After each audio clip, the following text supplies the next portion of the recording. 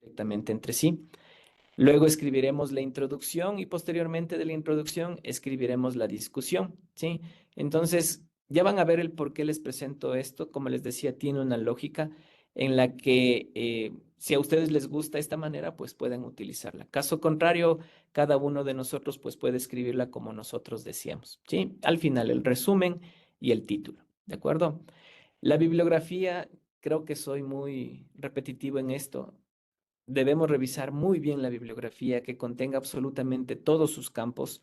Si son revistas, pues deben tener el volumen, deben contener las páginas, debe contener la editorial, el año, absolutamente todos sus campos. Y eso también es motivo, no de rechazo, pero sí es un motivo de observación, ¿sí? Y que por lo general nosotros utilizamos herramientas y esas herramientas pues no necesariamente tienen o rellenan todos los campos, ¿sí? Entonces debemos hacer un trabajo muy minucioso de la bibliografía. Y cuando ustedes ya tienen una bibliografía muy bien trabajada y la quieren seguir utilizando, pues perfecto. Ya la tienen definida y la siguen utilizando en cualquiera de sus artículos que vayan presentando porque van a estar relacionados con investigaciones previamente realizadas. Pueden ya tener un banco de bibliografía que posteriormente lo podrán llamar, ¿sí? Pueden utilizar cualquier herramienta, pero yo lo que sí les recomiendo es que revisen que esa herramienta nos esté entregando si no toda la información, al menos la gran cantidad de información. Y cuando yo revise y si no existe toda la información, pues deberé colocarla manualmente para tener completa esa información bibliográfica. ¿De acuerdo? La biografía, por lo general, al principio no se le escribe cuando enviamos por primera vez a la primera revisión. La biografía no es recomendable enviarla, ¿sí? Muchas personas piensan que es un poquito como que estoy enviando el artículo y estoy asegurando de que ya me lo van a aceptar. Eso es más o menos como mandarlo con la biografía. La biografía siempre se manda cuando ya se tiene el artículo aprobado, ¿sí? Ok, veamos un poquito con respecto al título. Sí, el título en este caso debe llamar la atención al revisor, no solo al revisor, sino a los lectores, ¿no? Recuerden que siempre estamos pensando en eso y por lo tanto el título debe ser eh, eh, eh, algo que realmente contenga todo lo que debe contener de información respecto a mi investigación, ¿de acuerdo? Debe ser un llamativo, ¿sí? La primera impresión definitivamente es la que cuenta y en el mundo académico pues definitivamente es así, ¿sí?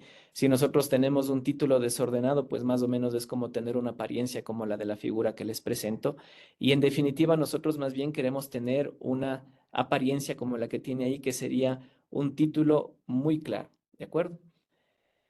¿Qué debe ser? Debe ser general e interesante, fácil de comprender, pero sobre todo debe contener dos partes. La una es el problema y su solución, o viceversa, su solución y el problema, como ustedes quieran tenerlo, ¿sí? Eso es lo que debe contener un muy buen título, ¿de acuerdo? Debe reflejar el problema científico y su solución, ¿de acuerdo? Por lo general se recomienda no utilizar abreviaturas y acrónimos, salvo que estas abreviaturas y acrónimos sean realmente conocidas dentro del mundo en el que nos estemos manejando, ¿de acuerdo? Cuando esas abreviaturas o los acrónimos son muy conocidas es permitido, pero si estamos publicando en alguna revista donde la terminología de esta abreviatura, el acrónimo no es conocido, pues lo debemos definir, ¿sí? Y básicamente es lo que queremos tener con nuestro título, que sea elegante, que sea general, que sea interesante, pero sobre todo tener el problema y su solución, ¿de acuerdo? Y no pasar en este caso a algo que sea rimbombante, que no contenga lo suficiente y necesario para que pueda ser entendible, pues en definitiva esas cuestiones no gustan dentro de lo que sería el desarrollo del título como tal, ¿sí? Aquí les presento algunos ejemplos, ¿sí? Ejemplos en general de cualquier área de conocimiento. Miren ustedes aquí ponemos some stuff about signals and networks that we looked at for a while. O sea, no nos dice absolutamente nada. Debemos comenzar a trabajarlo un poquito, ¿de acuerdo? Eh, Miren ustedes que aquí se trabaja un poquito más. A study on some aspects of signal transmission in certain kinds of networks. está un poquito mejor que el de antes. No podemos identificar cuál es el problema, tampoco estamos identificando cuál es la solución, ¿sí? De tal forma que hay que trabajar un poquito en eso hasta que al fin podemos identificar realmente lo que estamos realmente haciendo. Un análisis de desempeño de la señal de transmisión en redes LP WAN para aplicaciones IoT. Entonces, miren ustedes que aquí estamos denotando cuál es la solución a un problema definido, ¿sí? Entonces, eso es lo que siempre debemos propender a que nuestro título contenga, ¿sí? Y si le colocamos palabritas como les había visto ese del towards o el on, ¿sí? Eso también como que llama un poquito más la atención. Y cuando ustedes ya aprenden a utilizarlo, pues también es bienvenido. Es bastante interesante que también puedan introducir estas pequeñas palabritas que le dan como que un carácter un poco más serio al título que ustedes van a tener, ¿sí? Aquí les presento algunos ejemplos, pero miren ustedes de artículos que están publicados, que pese a que nos dicen que no utilicemos acrónimos, pues se utilizan los acrónimos y son aprobados. Pero como les digo, los acrónimos pueden ser utilizados siempre y cuando, en definitiva, eh, son ampliamente conocidos, ¿sí? Eh, Les rogaría, la verdad es que a mí no se me abre completamente o se despliegue el mensaje. Si es que quieren hacer una pregunta sin ningún inconveniente, me la pueden hacer, ¿sí? Para que, eso les digo, yo estoy viendo, pero solamente se me abren como mensajitos aparte. Y Isabel, por favor. Ya. He visto que hay opción ahora en las revistas de hacer esta revisión por pares no ciega, es decir, abierta, en la que en la publicación van a salir el nombre de los revisores. ¿Cuáles serían las ventajas o desventajas de elegir o sea, de elegir este tipo de revisión, no la revisión por pares ciega? Bueno, por lo general, las revisiones por pares ciegos, tanto para de ida y de regreso, ¿no? No conocemos los nombres de los autores y tampoco conocemos los nombres de los revisores. Por lo general, es simple y llanamente para evitar los conflictos de interés, pero en la mayoría de los casos, revistas, congresos, simposios, pues dentro de sus plataformas ya tienen integrado toda esta cuestión del conflicto de interés como tal. Entonces, en definitiva, hoy por hoy, elegirle que sea el doble par ciego o no, pues ya va a depender estrictamente de cada uno de nosotros o incluso de las políticas de la revista. No creo que hay mucho inconveniente hoy por hoy, porque en definitiva, como les digo, en el mundo académico lo que se quiere obtener son recomendaciones para mejorar los artículos, ¿no? Y puede ser que sí, lamentablemente puedan existir de los otros, pero en la mayoría pues vamos a tener comentarios para mejorar los artículos. Entonces, ya depende de cada Pero uno de nosotros, ¿no? Perdón, en el caso de tiempos, por ejemplo, yo he escuchado que en el tema de tiempos, una revisión que no es ciega podría tomar más tiempo que una revisión que no es ciega. Eso he escuchado yo en algunos comentarios. No me he topado con eso, la verdad. No me he encontrado con eso. Por lo general, en la mayoría de revistas, lo que sí pasa es que nosotros no conocemos los nombres de los revisores, pero los revisores sí conocen nuestros nombres, ¿sí? Pero de ahí eso a que pueda ocurrir para que se extiendan los tiempos, no lo vería así, la verdad no lo creería. Sí, no me he topado con eso, sinceramente. Quizás algunas otras personas de aquí del grupo también incluso pueden haberse encontrado con eso, pero yo lamentable, como les digo, no me he topado con eso y no he Ya, encontrado toma ninguna la vez que voy a pedir un de diferenciación comer. con respecto a eso. Ahí. Ok, muchas gracias. Ok, bueno, sigamos un poquito, ¿ya? Veamos esta parte de acá de otros ejemplos, ¿no? Identificación de predictores clínicos para prevenir el deterioro en pacientes renales Ciérrame, amiga, crónicos la apuesta, en por favor. hospitales públicos, ¿sí? Acá otra, cosas que vivimos en algunos pacientes con una enfermedad. Gracias, mijo. Entonces, miren ustedes dentro de estos dos títulos, ¿no? El primer título como que no nos dice mucho, mientras que el segundo título ya está bastante trabajado y como que nos indica cuál es la solución y el problema, ¿de acuerdo? De tal forma que el primero no nos dice nada, mientras que el segundo, pues en definitiva está un poco más trabajado y está mucho más claro y nos indica problema y su solución, ¿de acuerdo? Acá tenemos otros ejemplos, ¿sí? Modelización de patrones melódicos del español para la síntesis y el reconocimiento del habla.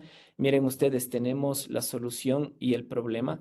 Reconocimiento automático de emociones utilizando parámetros prosódicos. También tenemos la solución y el problema, ¿de acuerdo? Entonces son títulos que relativamente son adecuados, ¿sí? Ahora, ¿cuál es la forma ideal? Nosotros podemos decir, ¿existe quizás este caso de la forma ideal? Realmente no, ¿de acuerdo? Pero lo que nosotros debemos procurar es seguir un poquito las recomendaciones. Un buen título debe contener no más de 15 palabras, que en este caso serían 100 caracteres. Y bueno, la verdad es que el término medio es el resultado óptimo. ¿Y cuál es el resultado óptimo? Cuando nosotros describimos el artículo que no sobrepase más allá de 2 líneas, ¿sí? Eso es lo que nosotros debemos procurar, que nuestro título del artículo no sobrepase las 2 líneas de el artículo para la revista. Y eso es lo que tenemos que tratar de procurar, ¿sí? Y obviamente procurar siempre tener el problema y la solución, ¿de acuerdo? No ser redundante, no utilizar abreviaturas o jergas desconocidas, ni demasiadas preposiciones, sin repetir del, eso también deberíamos trabajarlo muy, pero muy bien para no tener muchas preposiciones. No utilizar estas abreviaturas, salvo que las abreviaturas sean mayormente conocidas, ¿de acuerdo? Ahí es permitido. Evitar en la medida de lo posible paréntesis, dos puntos, punto y coma, etcétera, etcétera, a menos que sea totalmente justificada. Últimamente se están utilizando mucho los dos puntos, ¿no? Y los dos puntos se utilizan para permitir separar o llamar la atención de lo emotivo con lo científico. Y les voy a poner aquí un ejemplo. Miren ustedes este. Sleep during development, sex and gender differences. Entonces, si queremos hacer esto, sí es válido y podemos utilizar los dos puntos, ¿de acuerdo? Pero es recomendable que al principio, hasta que ustedes vayan teniendo un poco de expertise, no utilicen los dos puntos, ¿de acuerdo? Y más bien siempre pensar en presentarlo, que sea muy claro, que sea aceptado, definido y que básicamente contenga solución y problema, ¿de acuerdo? Con respecto al abstract o resumen, sí, aquí debemos tener una descripción general de la historia principal. ¿Esto qué nos quiere decir? Que básicamente el resumen es un mini artículo, ¿sí? El artículo tiene la estructura. Recuerdan ustedes que tenía la introducción, tenía los materiales y métodos, los resultados, las conclusiones, discusión o trabajos futuros. Eso básicamente debe contener el resumen. Es un mini artículo, ¿de acuerdo? Debemos colocar una breve introducción, ¿sí? Una motivación, el objetivo del trabajo, posteriormente el enfoque, la metodología que queremos utilizar o que hemos utilizado en este caso, un principal resultado que magnifique esta consecución del objetivo con la metodología o el enfoque que hemos propuesto, ¿sí? Eso es lo que debería contener en el resumen. Es un mini artículo como tal, ¿sí? Da los puntos culminantes de cada sección del paper, entonces cada una de estas cuestiones que vamos a tener en la intro, yo voy a coger lo mejor, en este caso, por lo general es una breve introducción a la temática y la motivación para poder identificar en este caso el vacío de conocimiento, que eso se lo declara a través del objetivo. La parte de lo que sería, como les digo, el enfoque, ¿sí? Y un principal resultado. La longitud, por lo general, es limitada. Siempre debemos revisar esto con respecto a las guías de autor. En las guías de autor nos indican cuál es la longitud máxima que puede tener el resumen. Típicamente está entre 100 y 300 palabras. Se mantiene solo, ¿sí? Porque al ser un mini artículo, se va a mantener ¿En serio? solo. ¿De acuerdo? A ver, déjame ver. Ven a ver. ¿Alguien tiene el micrófono abierto? Si le ruego, lo puede apagar. Pero lo importante no es que mejores el carácter porque te lo diga mamá o papá, Caridad. sino que lo hagas, Caridad. que lo hagas tú, que Ayúdanos con tu micrófono. sepas que es importante hacerlo. ¿Sí? No sé, Keila, si tú también me puedes ayudar controlando eso para que Sí, sino que no les les apagues cuando... apagar el micrófono. Ok. Los micrófonos, como digo, están abiertos, ustedes los pueden abrir, pero sobre todo para A ver hacer si queda preguntas. comida para mí. A ver, Ya se déjame acabó. ver Ya no hay nada, todo está pegadito. si yo lo puedo apagar. ¿Dijiste que te ibas a pedir algo? Ya, sí. Caridad. ¿Dónde está mi celular? Hola, Caridad. Pues, Caridad. ya, Yo no lo vi por un lugar, pero Caridad de Dios, por favor, silencia, Caridad. Creo que ya está. Ya, ok. Me perdí un poquito, perdón. A ver, el resumen, recuerden ustedes que cuando nosotros hacemos un estudio del estado del arte, por lo general, los motores de búsqueda van a buscar dentro de lo que son, utilizando palabras clave, van a utilizar la búsqueda en el resumen y en el título, ¿sí? Como les había mencionado, el resumen por lo general es algo que nosotros siempre lo vamos a tener a mano, ¿sí? No necesariamente todo el artículo, salvo que sea de una revista Open Access, como habíamos mencionado. Caso contrario, pues solamente dispondríamos del resumen. Entonces, miren ustedes que cuando nosotros encontramos artículos que son bajo suscripción, tendríamos que decidir si pagamos por ese artículo o no. ¿Y cómo vamos a decidir si vamos a pagar? Es en este caso con el resumen. En el resumen me indicará que ese artículo es muy importante para mi investigación y yo debería pagar para obtener ese artículo, poder entender absolutamente todo con detalle, verificar todas estas cuestiones y ver que realmente me sirve para mi investigación. Entonces, eso también es muy importante de que el resumen esté completamente claro, ¿no? A menudo también es la única parte que la gente lee. Por lo general, cuando hacemos esta cuestión de el estudio del estado del arte, por lo general lo podemos hacer solamente con los abstracts, ¿sí? Porque como mencionaba, no necesariamente tenemos acceso a todo el artículo.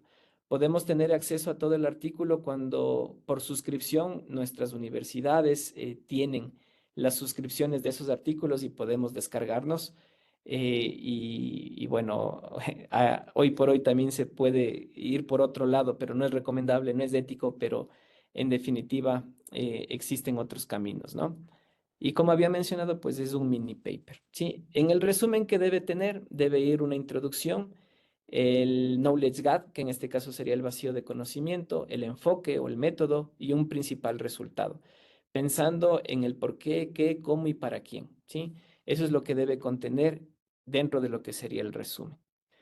Ahora sí vamos armando un poquito a poquito nuestro manuscrito con respecto a lo que habíamos indicado de tablas y figuras. Sí, las tablas y figuras se deben mantener por sí solas, deben narrar una historia completa, sin necesidad de que el lector infiera dentro del documento. ¿Sí? Entonces, solamente con observar la tabla, yo debería entender la tabla o yo debería entender la figura sin necesidad de poder inferir dentro del documento qué es lo que me están queriendo indicar. ¿Sí?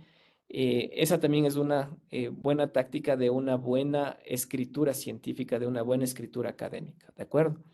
Hay que utilizar tablas y figuras necesarias para narrar esta historia. Sí, esta historia pues vamos a mantenerla a través de estas tablas y figuras, sobre todo cuando estamos en la parte de lo que sería el análisis de resultados y cuando estamos también en la metodología. Sí, vamos a utilizar muchísimo esto.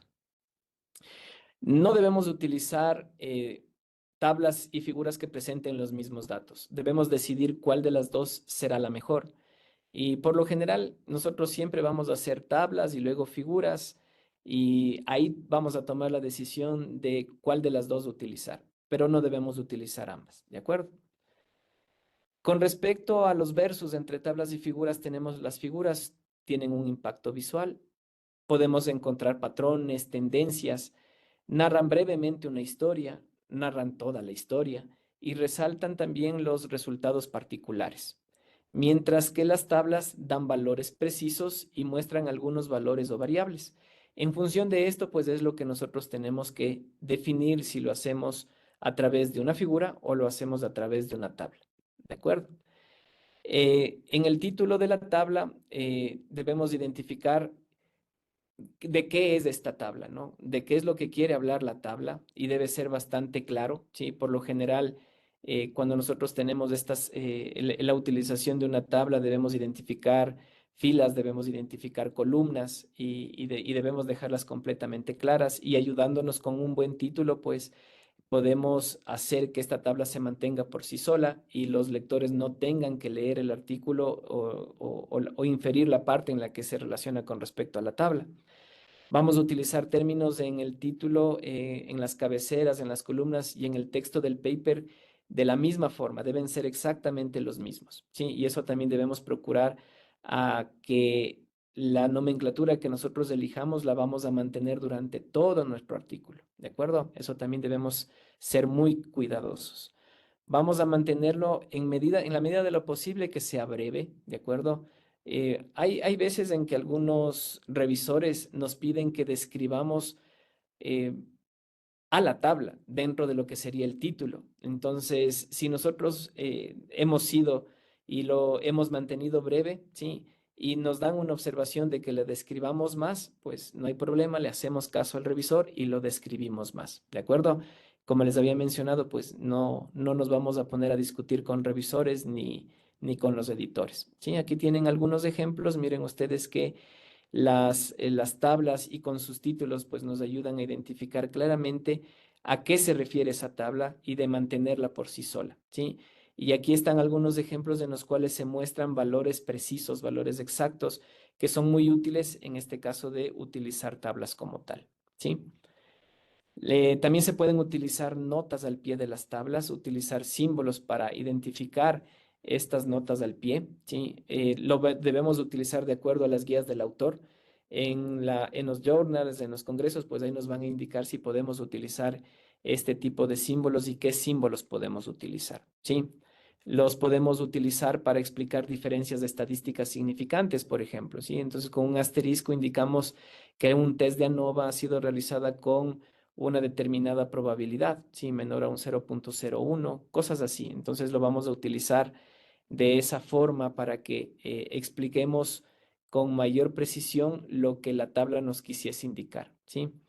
Vamos a utilizarlos para explicar detalles experimentales o abreviaciones, ¿de acuerdo? Eso también es importante que lo podamos utilizar. ¿Cuáles son los formatos de tablas? Los formatos de tablas pueden ser una grilla completa o pueden ser una con 3 líneas. Y todo esto va a depender, en definitiva, de las guías del autor. En las guías del autor, ahí nosotros nos indicarán si es una tabla con 3 líneas horizontales, si es una grillada, que nos indicarán que no debe tener decimales o que debe tener máximo un decimal y mantener el formato durante todo el artículo. Miren ustedes que hay veces en que nosotros ponemos, por ejemplo, en porcentajes, colocamos 100, ¿de acuerdo?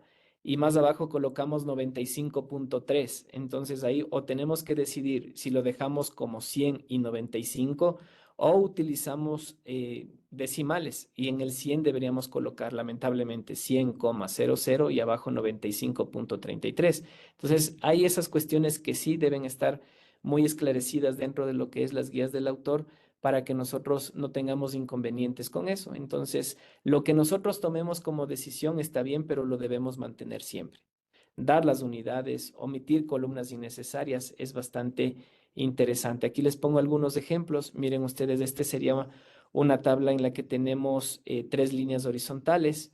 Acá tenemos otro tipo de tabla que no necesariamente se dan a anotar todas las líneas, ¿de acuerdo? O también se pueden remarcar saltando una fila, ¿de acuerdo? Entonces, dependerá mucho de los journals, de las conferencias en las cuales nos indicarán cómo debemos presentar nuestras tablas, ¿sí? Puede ser grillada que esté completamente delineada, ¿sí? Absolutamente toda. Con respecto a las figuras, tenemos de evidencia primaria. Las de evidencia primaria pueden ser los rayos X, slides de patologías, fotografías. Estas figuras de evidencia primaria nos pueden mostrar cualidades de los datos y son utilizadas sobre todo si las pensamos en la frase de ver es creer, ¿sí? Entonces podemos utilizar estas figuras de evidencia primaria. Podemos utilizar gráficos en las cuales vamos a tener líneas, barras, histogramas, agrupaciones, los box plots, ¿de acuerdo? Podemos tener una gran cantidad de gráficos que ya les voy a poner más adelante algunos ejemplos de ellos. Podemos utilizar dibujos y diagramas, estos dibujos y diagramas que por lo general nos permiten aclarar o visualizar nuestra metodología, nuestro experimento, el flujo de participantes, modelos hipotéticos, incluso ilustrar relaciones causa y efecto, ¿no? Entonces podemos utilizar los dibujos y diagramas como nosotros lo creamos conveniente, ¿sí? Y las leyendas de las figuras serán algo muy similares a las que tendríamos en las tablas, pero en definitiva también tienen que permitirle a la figura mantenerse y explicarse por sí misma sin necesidad de que los lectores infieran dentro del documento como tal, ¿sí? Vamos a tratar de mantenerlos breve, dar los detalles esenciales experimentales, definiciones, los símbolos, los patrones que se pueden ver, ¿sí? Eso va a ser muy útil en el momento de dar la leyenda de las figuras como tal, ¿sí? Aquí les pongo algunos ejemplos, miren ustedes, aquí tenemos, Carolina, claro, dinos. Disculpe, ¿qué es una leyenda de una figura? La leyenda vendría aquí abajo, ¿no? La leyenda de la figura sería la descripción de esta figura de aquí, ¿sí? Entonces, dependiendo de los artículos, en la mayoría van aquí abajo. Entonces, aquí podemos indicar, por ejemplo, el color rojo a qué corresponde, ¿no? Entonces, el color rojo corresponde a una tendencia X, Y, Z, el color azul a algo, y la vamos describiendo, pero muy brevemente, ¿sí? Esa sería la leyenda de la figura. ¿Y eso ¿Perdón? tiene que ver con cada figura o tiene que ver la leyenda de la Sí, sí, sí, figura con sí, el título de cada figura? exactamente. Es Sí, el título. La leyenda o el título es exactamente lo mismo. Ajá, sí, sí. ya, muchas Aquí gracias. tendríamos esta parte, ¿no? En figura 3, evolución, bla, bla, y vamos explicando ciertas cosas. Hay veces que, como les digo, hay muchos revisores que nos pueden indicar de que seamos mucho más específicos. Como les digo, no nos ponemos a discutir y le damos una mayor especificidad. Obviamente que hay veces en que podemos estar repitiendo lo que estemos colocando en la leyenda de la figura y algo que está en el análisis de resultados. Entonces ahí tenemos que nosotros mismos sopesar esto y en el momento de que el revisor nos está pidiendo que aclaremos esta figura y ya como que coloquemos una descripción que también ya estaba en la parte de resultados, pues deberíamos quitarla de los resultados. ¿Sí? Ya debemos aprender también a sopesar estas cuestiones que probablemente los revisores nos vayan a pedir, ¿de acuerdo?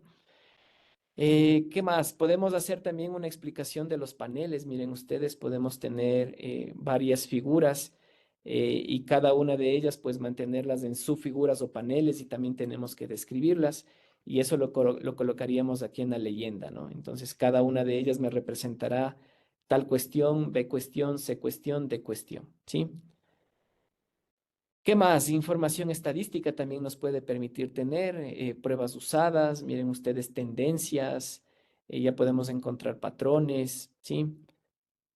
Las de evidencia primaria, sí, que como nos habían dicho era ver para creer, entonces en definitiva podemos utilizar algunas gráficas o figuras que nos ayuden a aclarar lo que queremos dentro de nuestro artículo, ¿de acuerdo? Aquí creo que tenemos huellas digitales. Acá tenemos figuras de microscopios, ¿de acuerdo? Podemos tener esas cuestiones, análisis espectrales. Dentro de las figuras, pues podemos tener lo que habíamos visto de líneas de tiempo, tendencias, barras, scatters, ¿de acuerdo? ¿Qué podrían ser estas? Aquí podríamos ver tendencias crecientes, decrecientes, exponenciales, lineales, unas mejoras una sobre la otra, que pueden tener una mayor área bajo la curva, otras una menor área bajo la curva y representa algo, sí, que dependerá del experimento que estemos desarrollando. Las barras, sí, que también me pueden indicar o ayudar a identificar cosas que nosotros queremos presentar en nuestro análisis de resultados, variaciones en los tiempos, cómo han ido cambiando poblaciones, etcétera, etcétera, sí. La parte de lo que serían también los scatters, que podríamos comenzar a identificar familias, cómo están una con respecto a la otra, si se sobreponen o no se sobreponen, o si somos capaces de tener una separabilidad lineal de una población con respecto a otra, utilizando A, B, C variable con respecto a otras variables diferentes. Entonces, estos scatters también son bastante interesantes para poder utilizarlos. Las figuras en las que nos van a ayudar sobre todo a presentar la parte metodológica o el experimento, como está detallado, eh, que nos permita identificar qué materiales también estoy utilizando. Si bien es cierto, este es algo muy específico, son antenas en las que se están presentando aquí o diagramas de diseños de alguna red o modelos que nosotros podemos llegar a tener. Entonces, esas figuras ya dependerá de cada una de nuestras áreas de conocimiento en las que estemos involucrados para poder utilizarlas, ¿sí? Con todo el desarrollo de estas cuestiones que tenemos con tablas y figuras, podemos utilizarlas para escribir nuestros resultados, ¿de acuerdo? Y los resultados, pues en definitiva, ya se diferencian del raw data, de la parte de lo que es los datos brutos como tal, ¿no? Ya debemos comenzar a trabajar a través de tablas, identificar algunos elementos que podríamos comenzar a descartar y presentar ya los resultados, ¿sí? La sección de resultados debe resumir los datos que nosotros pretendemos mostrar y debemos comenzar a presentarlos e indicar qué es lo que nos están indicando, ¿sí? Por ejemplo, podemos indicar, si utilizamos alguna gráfica de las que teníamos acá, podemos indicar alguna tendencia, ¿no? Una tendencia de una variable versus otra. Podemos ver que está incrementándose, decrementándose, cosas así. Shandé, por favor. Sí, buenas noches. Una pregunta. ¿A qué hace referencia el raw data?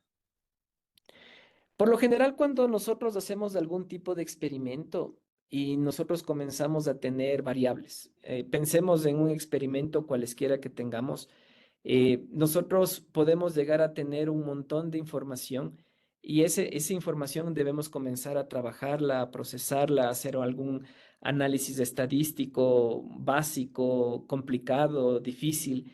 Entonces debemos pasar de todo lo que nosotros hemos llegado a tener a procesarlo para poder presentar ya un resultado como tal, ¿sí? Entonces sí debemos diferenciar de todo lo que nosotros hemos hecho en el experimento, comenzar a identificar si los datos que yo he obtenido son estrictamente necesarios, todos esos datos que yo obtuve, o debo comenzar a discriminar qué datos son los que realmente me van a ayudar a presentar los resultados, ¿sí?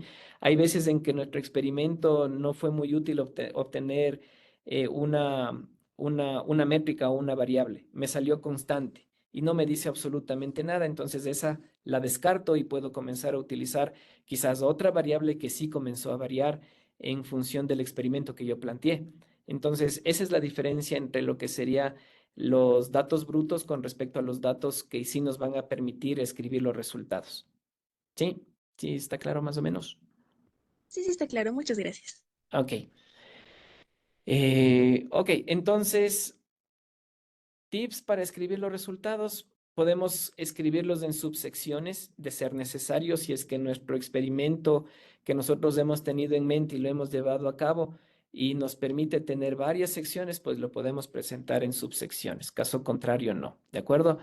Debe tener completamente la información que ya se encuentra en las tablas y figuras. Podemos utilizar los valores precisos que están en las figuras, reportar diferencias o cambios en porcentaje.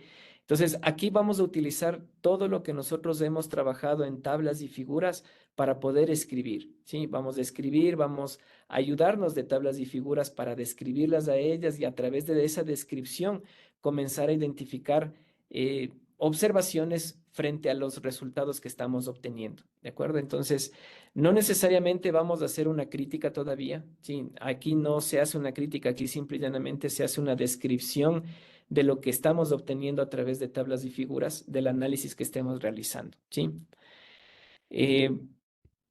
¿Qué más? Si los resultados son negativos, también los podemos mostrar. Recuerdan ayer que lo que les había mencionado, yo planteo una metodología nueva, pero a través de esta metodología nueva no he logrado obtener mejoras a resultados de trabajos antecesores. Y básicamente yo digo, esto no es adecuado y no lo quiero presentar. Pues no es así, es adecuado, lo debo presentar porque yo le estoy diciendo a comunidad científica, seguí este camino y con este camino tuve resultados que no fueron adecuados. Entonces le estamos indicando a comunidad científica que no sigan ese camino, ¿de acuerdo? ¿Qué más? Debemos dejar los términos significativos para la discusión, ¿sí? Los vamos a reservar para la discusión en la cual nosotros comencemos a identificar algo súper interesante, eso lo podemos pasar a la discusión. Hay otra onda también en la que podemos trabajar es cuando describamos los resultados, también ya podemos presentar significativamente a ellos, hacer un análisis, una comparación con trabajos predecesores, si es que existen mejoras, en qué porcentajes o no existen mejoras, en qué porcentajes. Eso también se lo puede hacer en el análisis de resultados, ¿sí? Y ahí lo que pasaríamos a la siguiente sección es simple y llanamente conclusiones y trabajos futuros. Si es que nosotros nos reservamos lo más significativo de los datos, eso lo vamos a reservar para la sección de discusión. Entonces va a depender de cómo nosotros queramos nuestro artículo, ¿sí? Si queremos el análisis de resultados, pues aquí sí presentamos los términos significativos que nos están indicando los datos. Pero si queremos tener la sección de discusión, eso lo dejamos para justamente discutir con trabajos predecesores o con trabajos en los cuales podamos comparar, incluso con trabajos nuestros mismos, ¿sí? Entonces ya va a depender de cada uno de cómo quiera realizar este manuscrito como tal. ¿En qué tiempo del verbo lo vamos a utilizar? Sí, vamos a utilizar pasado y presente, ¿de acuerdo? Por ejemplo, vamos a utilizar pasado para acciones completas, ¿sí? Mientras que vamos a utilizar el presente cuando es una afirmación que se va a mantener en el tiempo. Por ejemplo, cuando estamos trabajando con las figuras, nosotros vamos a utilizar presente, porque podemos decir, la figura 1 presenta, en la figura 1 se observa, ¿de acuerdo? Utilizamos presente. Mientras que cuando ya utilizamos pasado es cuando indicamos, por ejemplo, encontramos que dentro de lo que son los datos de nuestro experimento, los hombres fuman más cigarrillos que... Shande, claro, dinos. Sí, una pregunta igual relacionado a esto. Yo había escuchado que en ese tipo de artículos, digamos, no es buena idea utilizar la primera persona del plural. ¿Eso es cierto?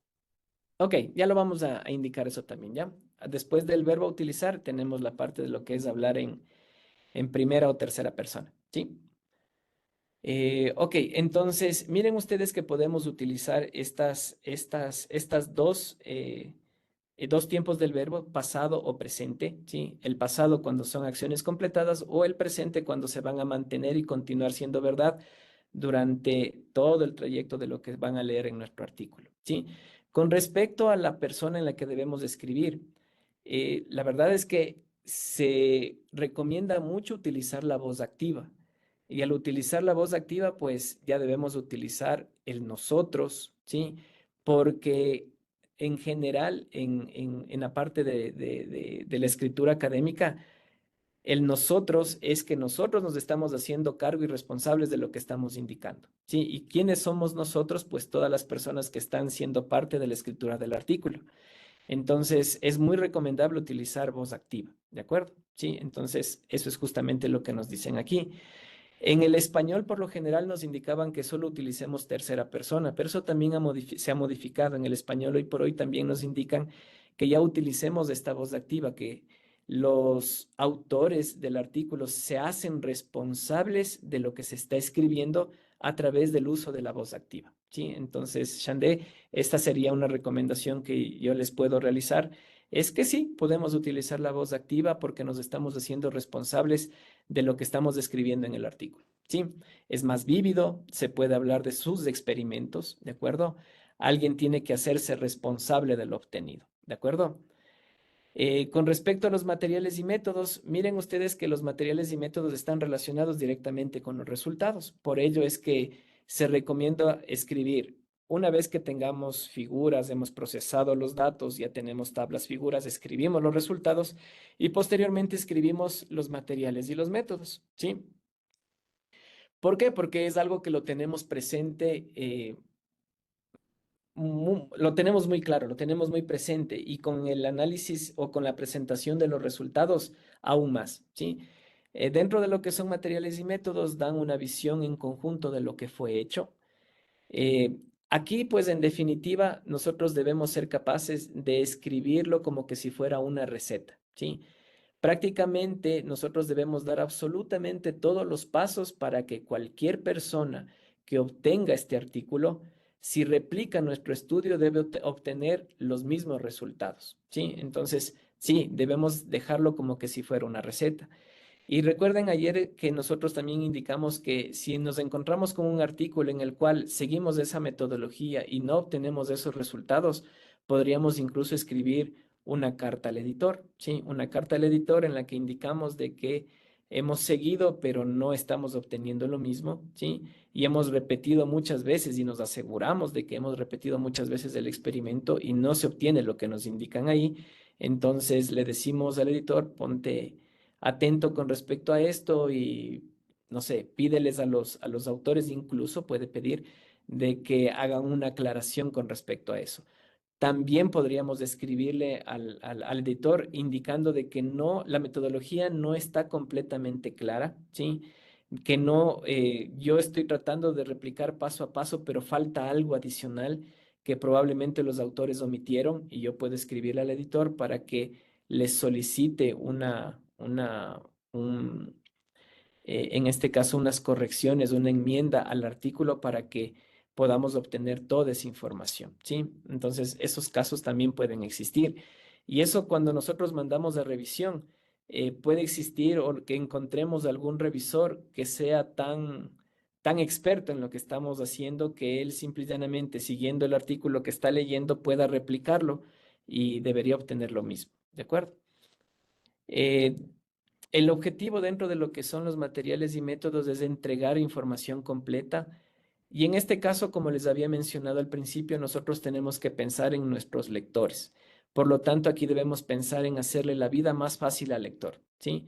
Lo que nosotros queremos con nuestros artículos, ¿qué era? Reconocimiento. Y ese reconocimiento, ¿cómo es? Es a través de las citaciones. Entonces, lo que nosotros queremos es que nos citen, pero haciéndole la vida fácil al lector.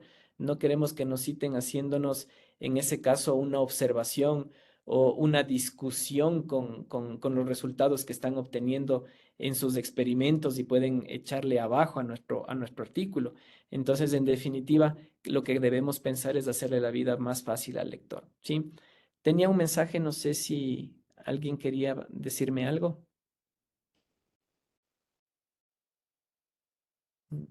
¿No? Ok.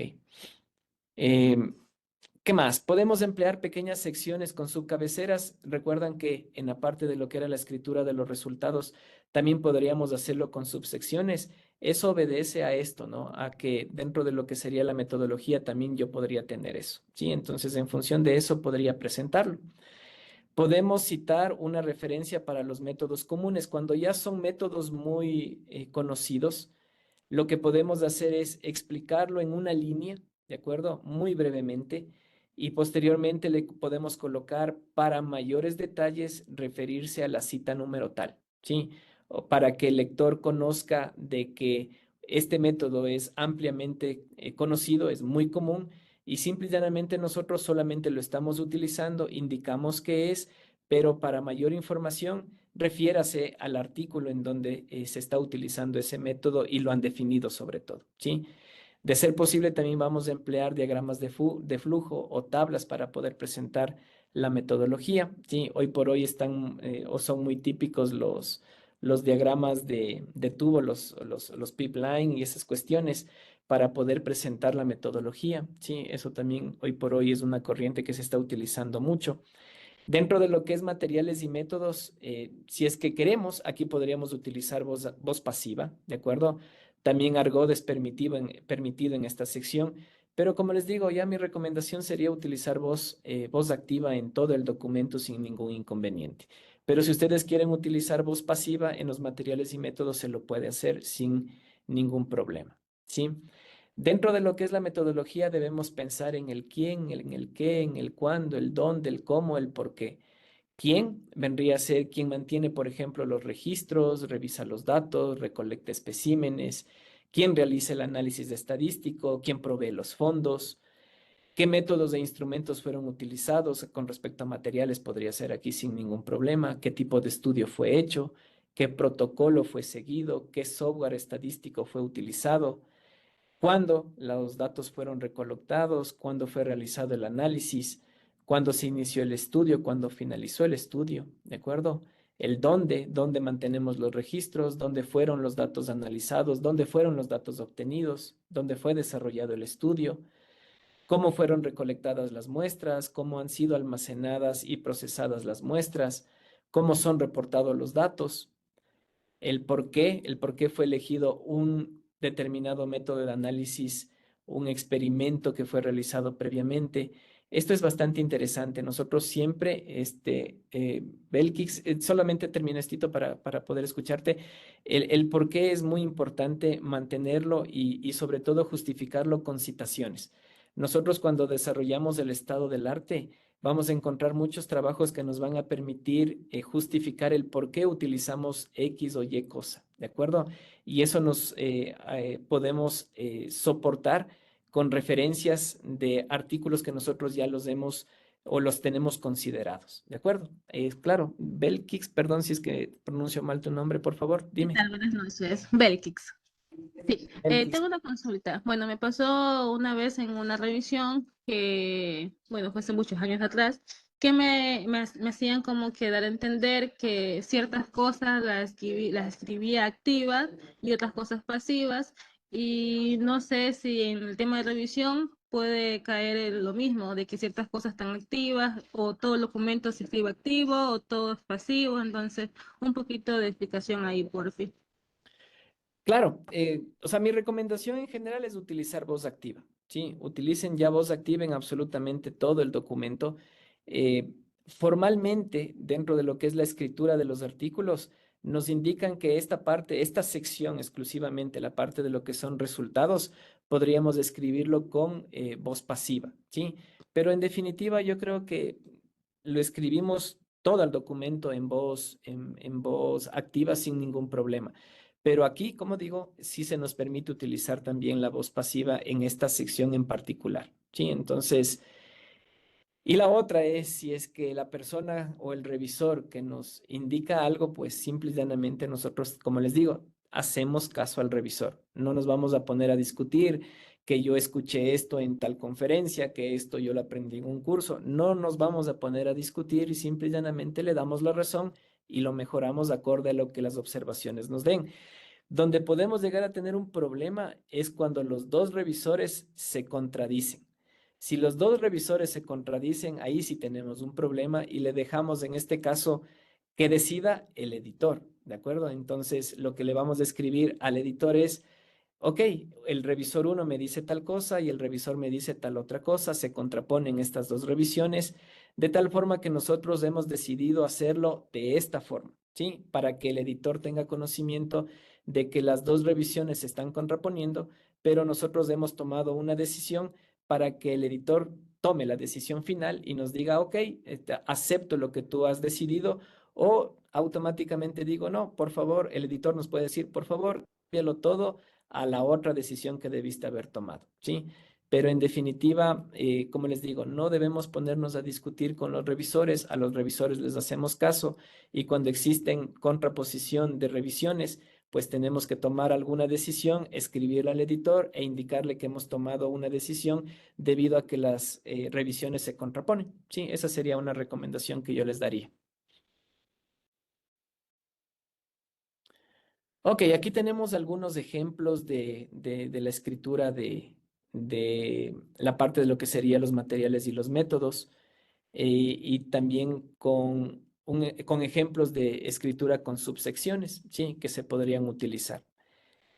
Ya depende de cómo ustedes lo quieran hacerlo, cómo lo quieran desarrollar, pero recuerden que lo tenemos que ligar. Si tenemos aquí una sección, una subsección que haga algo, pues esto tendría que estar también definido con respecto a la parte de lo que serían resultados. Debería tener resultados del literal A, del literal B, del literal C. Entonces, diseñenlo acorde para que no tengan ninguna confusión entre las secciones, las subsecciones que ustedes están presentando en la metodología con las subsecciones que van a tener en la parte de lo que sería la presentación de los resultados. ¿De acuerdo?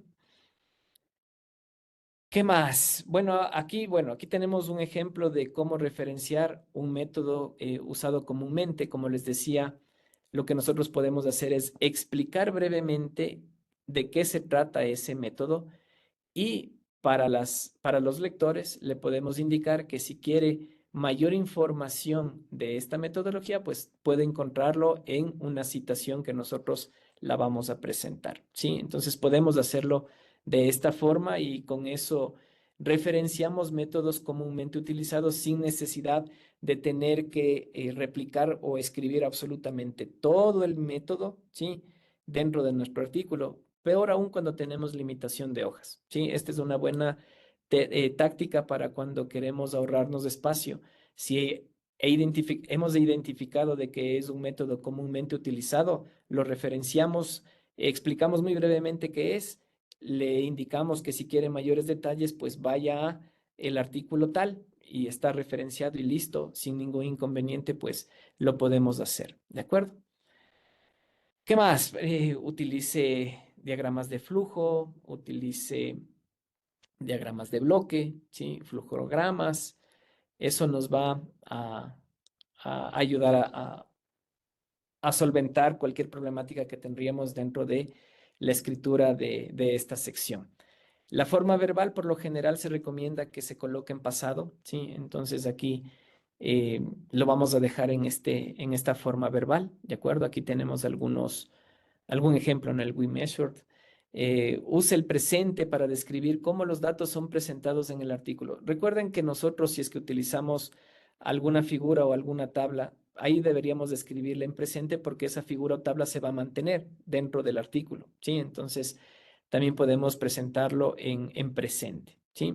Y aquí podemos utilizar voz activa o voz pasiva. La voz pasiva aquí es en este caso permitida, pero como digo, si es que nos encontramos con algunas observaciones de los revisores, les hacemos caso a los revisores y simple y llanamente pasamos a lo que ellos nos han dicho y les agradecemos por su observación, ¿sí?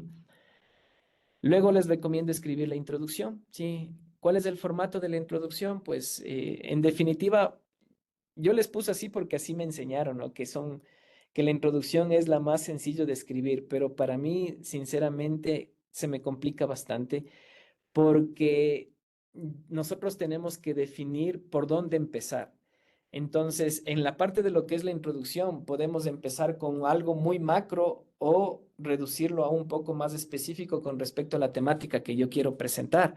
Entonces, a mí se me dificulta mucho empezar con la introducción, iniciarla, ¿no? Ese creo yo es uno de los principales retos que yo siempre he encontrado, es dónde empezar dentro de lo que es la introducción, ¿sí? Por lo general tiene un formato ya establecido que está entre 3 y 5 párrafos, ¿sí? Eh, el primer párrafo puede ser una introducción general a la temática a la que nosotros queremos abordar, en el cual nos estamos apoyando con el estudio del estado del arte, con artículos que hablan de forma general de la temática nuestra. Luego ya nos vamos yendo un poco más específico y aquí sería identificar cuáles son lo que está hecho, qué es lo que está realizado, y eso nos sigue ayudando en este caso el estudio del estado del arte que hemos realizado, y todo eso nos ayuda a identificar qué es lo que no está hecho, identificar cuál es el vacío de conocimiento.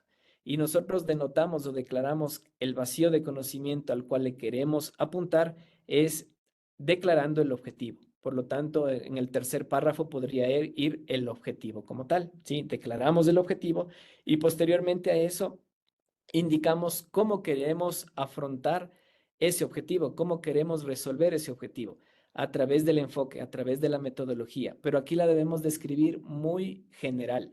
No la vamos a describir como lo estamos describiendo en la sección de la metodología o de los materiales y métodos. Aquí lo hacemos de manera amplia, se puede decir de manera general, simple y llanamente para dar una primera pauta de cómo queremos enfrentar esta problemática que hemos identificado que no ha sido realizada. Y el quinto párrafo, por lo general, ya tiene un formato, ¿no? En el cual indicamos que en la sección 2 se habla de tal cosa, en la sección 3 se habla de tal cosa, en la sección 4 de esto y en la sección 5 de esto otro. Yo en ese tipo de formatos les recomendaría mucho que no lo hagan de manera genérica, ¿sí? Que no lo hagan de manera estándar, sino que la hagan suya, porque nosotros podemos encontrar algo similar a esto. En la sección 2 encontramos los materiales y los métodos. En la sección 3 encontramos el análisis de los resultados. En la sección 4 concluimos el artículo. Entonces, eso es genérico y eso no nos dice prácticamente nada. Entonces, aquí lo que yo les recomiendo es que la hagan suya, ¿sí? Entonces, ahí sí coloquen. En la sección 2 hablamos, presentamos el material y el método utilizado, ¿no? Lo describimos muy brevemente, ¿sí? Lo presentamos, hacemos que sea nuestro, que es propio de nuestro artículo para que no sea genérico.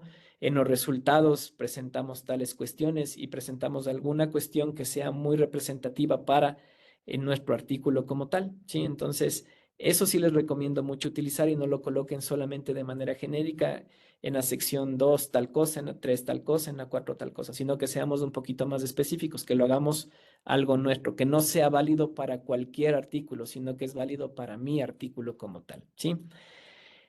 Hay típicamente también 3 párrafos, ¿sí? Que muchos de los journals también los recomiendan, ¿sí? Pero yo la verdad lo recomiendo trabajarlo de 3 a 5 párrafos, ¿sí? Ese es un rango recomendado, ¿sí? Recuerden que no es una revisión exhaustiva del tópico que nosotros queremos hacer, ¿no? Nosotros nos vamos a enfocar en nuestro objetivo del que hemos planteado. Y este objetivo, pues en definitiva, es básicamente lo que estamos denotando hacia cuál vacío de conocimiento queremos llenar, ¿sí? Esta sería la estructura recomendada a partir de lo conocido, lo desconocido, la hipótesis, el objetivo y el enfoque, ¿sí? Eso sería una estructura recomendada. Entonces, miren ustedes que estas dos primeras partes de este triángulo invertido está directamente relacionado con el estado del arte, con el análisis del estado del arte que nosotros realizamos. Entonces, aquí por lo general en lo conocido podemos utilizar trabajos que están relacionados con la temática principal. En lo desconocido, pues ya sería algo que nosotros hemos sacado de los artículos, identificando lo que se ha hecho, ¿no es cierto? Entonces, aquí vamos a identificar qué es lo que no está hecho, cuál es el vacío de conocimiento, los huecos de investigación, el gap, sí, el knowledge gap que se le conoce, y lo declaramos, pues, indicando cuál sería nuestro objetivo, nuestra pregunta de investigación, nuestra declaración de propósito, la hipótesis, con lo que nos toque presentar, ¿de acuerdo? Y el enfoque, el plan de ataque a la solución al problema, y nosotros tenemos que indicar que nuestro enfoque es nuevo y qué lo hace diferente de trabajos predecesores. Eso también es muy importante que lo denotemos aquí dentro de lo que sería el enfoque. Y uno más adicional que sería la descripción de cada uno de las secciones que nosotros vamos a tener dentro de lo que es el artículo. Lo presentamos también aquí, ¿sí? Miren ustedes, como les Román, decía, sí. Román, disculpa. En trabajos cualitativos es aconsejable reemplazar a las hipótesis por preguntas de investigación. Sí, sí, sí, sí, es recomendable hacer eso. Ya en análisis cualitativos, en definitiva, pues sí tenemos que apuntalarlo un poquito más hacia lo que se pretendería obtener. Y sí, sería útil utilizar con preguntas de investigación el propósito del trabajo como tal, se podría hacer. Sí, sí, sí, es recomendable eso.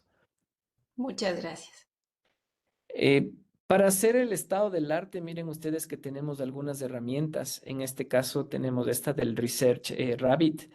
Y cuando ustedes colocan unas palabras clave o pueden colocar algún título el título de su artículo, podemos encontrar trabajos similares.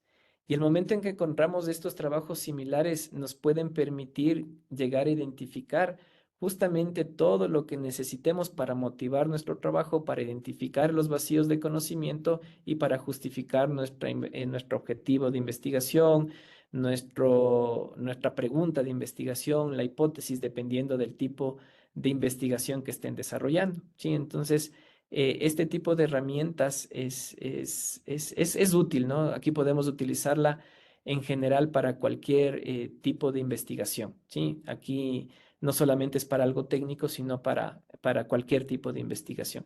Algo estaba leyendo, pero no alcancé a leer, mil disculpas. No sé cuál era la pregunta. A ver, María Cristina Martínez dice, ¿pero esto es solo dentro de la base de datos de IEEE, esta herramienta, o supongo que es igual que la de Scopus? Esta es una herramienta general, hoy por hoy es una de las inteligencias artificiales que podemos encontrar, nos ayuda a realizar una búsqueda pormenorizada de los trabajos que se pueden relacionar. Y miren ustedes que aquí se hacen como tipo clusters en los cuales se relacionan uno con respecto a otro y podemos identificar mayormente cuáles son los trabajos que nosotros podríamos relacionarlos. Entonces, es una herramienta general, es muy útil para poder hacer este estudio del estado del arte, no solamente para IEEE. Sí, es un análisis de redes, en efecto. Sí, aquí cuando ya desplegamos toda esta cuestión de los trabajos similares, vamos a encontrar una concatenación enorme de todos los artículos. Miren ustedes que aquí creo que no está así, aquí está. Tenemos 563 trabajos relacionados con lo que yo puse en la búsqueda, ¿no? Que fue un volcano recognition, eso es lo que puse. Entonces encontramos un montón de artículos que básicamente pues podríamos comenzar a leer la parte de lo que sería sus títulos, el resumen y comenzar a hacer el análisis del estado del arte. Sí, es una herramienta útil para hacer búsquedas sobre todo y comenzar a indagar, en este caso, cuando podríamos identificar cuáles son los posibles artículos que nos van a servir, ¿sí? Y una vez que tengamos todo eso, pues sí, nos va a servir para escribir la parte de lo que es lo conocido, lo desconocido, plantear nuestro objetivo y el enfoque, ¿sí? Ok, algunos tips para la intro es mantener los párrafos cortos, escribirlos para una audiencia general. Siempre debemos pensar en este escenario de que estamos escribiendo para hacerle la vida fácil a nuestros lectores. Debemos mantenerlo claro, conciso y de preferencia no técnico, ¿sí? Llevar al lector paso a paso desde lo conocido hasta lo desconocido, ¿sí? Entonces, como digo, esto por lo general es mucho más sencillo cuando hacemos un muy buen trabajo del estado del arte, ¿sí? Pasamos de lo conocido a lo desconocido, a las preguntas, a las hipótesis, a los objetivos. Es bastante sencillo pasar acá. Se complica un poquito es dónde cortar el inicio, es de dónde parto, ¿sí? De dónde partir, porque, como digo, puedo partir de algo muy arriba, que el momento en que voy describiendo y escribiendo absolutamente todo, me doy cuenta que mi introducción está muy larga, entonces ahí debo comenzar a identificar desde dónde realmente debería partir para poder tener una introducción, en este caso, adecuada, sí, que como estábamos indicando, pues no supere los 5 párrafos, ¿de acuerdo? Debemos enfatizar en cómo el estudio va a llenar el vacío de conocimiento, en este caso el enfoque, sí, y también identificar que este enfoque es algo novedoso y que lo hace diferente de trabajos previamente establecidos, sí, y declarar la pregunta de investigación, el objetivo, la hipótesis de manera explícita, ¿sí? Aquí debemos decir nuestra hipótesis es, nuestro objetivo es, nuestro objetivo fue, dependiendo de qué, en qué lo vayan a escribir, ¿de acuerdo? Entonces debemos hacer de manera explícita porque con estos objetivos, con esta hipótesis, con esta pregunta de investigación, estamos declarando qué vacío de conocimiento es el que nosotros vamos a llenar, ¿sí? No vamos a responder a las preguntas nuestras que estamos haciéndonos, eso lo vamos a dejar justamente para la sección de resultados y también para la última parte que vendría a ser la discusión o las conclusiones y trabajos futuros. ¿De acuerdo? Resumir a un alto nivel, sí, deje la crítica, especulaciones o observaciones para la parte de discusión, ¿sí? Y lo vamos a escribir de la mano, se puede decir, con la discusión, porque la discusión se escribe de manera inversa a la introducción, ¿sí? Por eso les decía que les presento algo un poquito con lógica de la estructura de cómo escribirlo, ¿no? Entonces, en la sección discusión es la que nos da mayor libertad de expresarnos, pero a la vez también es difícil, porque aquí ya pues es algo propio, es algo nuestro que nosotros vamos a expresar. Ya no estamos utilizando metodologías previamente conocidas. Aquí simple y llanamente ya es lo que nosotros queremos presentar, ¿sí? En la discusión podemos presentar los resultados que sean más favorables al artículo, resultados que sean excepcionales, comparaciones con trabajos previos, ¿sí? Aquí podemos hacer todas estas cuestiones de escribir en esta parte de lo que es la discusión, ¿de acuerdo? Y sobre todo, este es definitivamente la sección en la que los revisores mayormente se van a enfocar porque ya es algo propio de la investigación, es algo nuestro y es algo que nosotros en definitiva queremos pasar eh, como nuestro aporte a comunidad científica, ¿sí? Es recomendable escribirla después de la intro porque en la intro estamos especificando sobre todo la pregunta de investigación, la hipótesis, el objetivo, y aquí en la discusión al final pues vamos a dar lo que se conoce como el panorama general o el big picture take home que nosotros queremos que se lleve el lector a su casa y se recuerde de nuestro artículo como tal, ¿sí? Entonces, sí, es un reto escribir esta parte de lo que es la discusión. Y es con respecto a la pirámide invertida, ¿no? Aquí vamos a responder, concluir, defendernos y lucirnos, ¿sí? En la parte de lo que es responde a las preguntas que nos hicimos con respecto a nuestros principales descubrimientos. Vamos a concluir, vamos a dar las conclusiones con los datos que nosotros hemos presentado y vamos a discutir estos descubrimientos y podemos, como decía, llevar a comparaciones con trabajos previos. Nos vamos a defender a través de la utilización de los trabajos futuros, nos vamos a anticipar a la crítica. En este caso, pues, si algo no lo logramos hacer por falta de tiempo y esas cuestiones, aquí podemos indicar que nuestro grupo de investigación, nuestro grupo de trabajo, quiere continuar con esta línea de investigación y va a considerar tal metodología, tal prueba, etcétera, etcétera. Entonces, tal experimento. Nos adelantamos a la crítica para que cuando el revisor lea en nuestro artículo y diga, pero ¿por qué no hizo esto? Y voy leyendo y al final tengo en trabajos futuros, lo tienen presente para desarrollarlo en otro trabajo, ok, se están anticipando a la crítica y ya no les coloca esa observación. También pueden existir revisores que nos digan, ok, yo considero de que esta cuestión que tú consideras como trabajo futuro debería estar aquí. Y ahí deberíamos defendernos, ¿no? Ahí decir, sí, lo estamos desarrollando, quizás con otras metodologías adicionales y lo vamos a desarrollar en trabajos futuros y mantenernos ahí, defendernos y mantenernos. O la otra es realizar el estudio que nos están pidiendo, ¿sí? Entonces, es un poquito complicado esto, ¿no? Escribirle de manera muy política a los revisores e indicarle de que sí, lo tenemos contemplado, que incluso que ya lo estamos haciendo, pero los resultados que obtenemos son muy amplios, que los estamos dejando para una nueva versión del artículo o un nuevo artículo para tener un desarrollo con otro tipo de metodologías. Nos defendemos con respecto a eso, ¿sí? Y al final es entregar este Big Picture Take Home Message. ¿Qué es lo que nos recordamos básicamente cuando nosotros leemos un artículo? En definitiva, nos vamos a recordar lo último, ¿sí? Entonces, es por eso recomendable que al final de nuestro artículo entreguemos este Big Picture, ¿no? Para que este mensaje se lleven nuestros lectores y recuerden que la información que nosotros le entregamos es estrictamente la más útil para que él nos recuerde y nos cite. Y él recuerde que un trabajo que yo leí tenía esto, ¿sí? Y lo recuerdo y lo tengo presente y digo, ok, ya lo recordé de dónde estaba, es de este artículo y lo considero y lo tomo en cuenta para referenciarlo, ¿no? Porque eso es lo que nosotros queremos, como había dicho, nuestro principal reconocimiento a nuestro trabajo es que nos citen, ¿de acuerdo? ¿Qué más? Mostrar una buena escritura, utilizar la voz activa, contarlo como una historia, ¿sí? Comenzar y terminar con el hallazgo principal, encontramos qué, se define qué, cuestiones de esa naturaleza, ¿sí?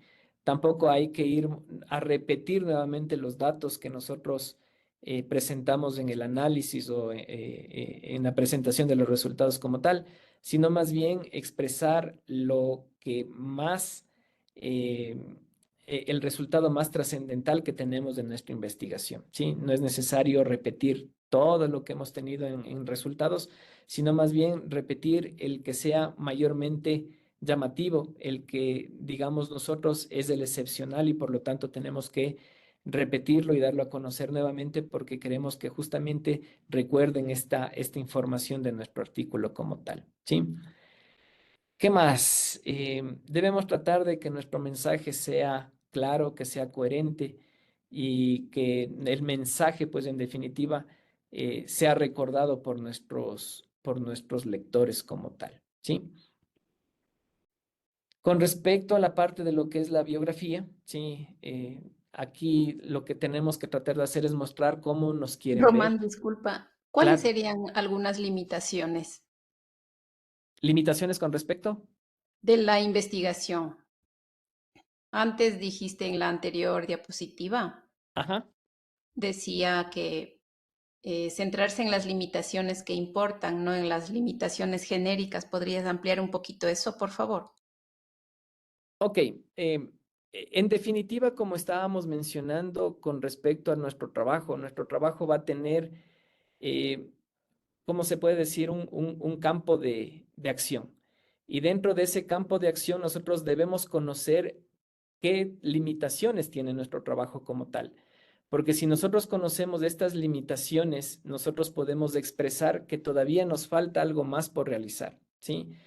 Las limitaciones genéricas ya son muy amplias, ¿no? No son tan específicas al conocimiento de nuestro experimento, de nuestro desarrollo dentro de nuestra investigación. Nosotros tenemos que identificar a estas limitaciones propias de nuestro trabajo como tal. Y eso también es un reto porque debemos conocer en dónde estamos limitados como tal. Por lo general, podríamos tratar de ver de que nuestra principal limitación puede ser una metodología. La metodología que yo tengo no es tan amplia, pero es algo que queremos resolver frente a una problemática que la tenemos planteada. Pero también hemos visto que en otros artículos existen otras propuestas, entonces esa sería una limitación, pero podemos indicar que estamos conscientes de la limitación de nuestro trabajo y en posteriores trabajos vamos a trabajar con las consideraciones que en otros trabajos están realizando. ¿Sí? Entonces, eso sería más o menos la parte de lo que serían las limitaciones, identificar las limitaciones de nuestro trabajo, que somos conscientes de en qué estamos limitados, para que eso también lo coloquemos en la parte de lo que sería trabajos futuros, ¿sí? Y anticiparnos a la crítica. Eso sería más o menos lo que está Muchas relacionado con las gracias. limitaciones. Gracias, Román. Ok. La biografía, como les decía, es lo último que se escribe. Sí, debemos tratar de ser nosotros mismos, mostrar nuestros logros. Inicialmente, pues no debemos envidiar la trayectoria de otros.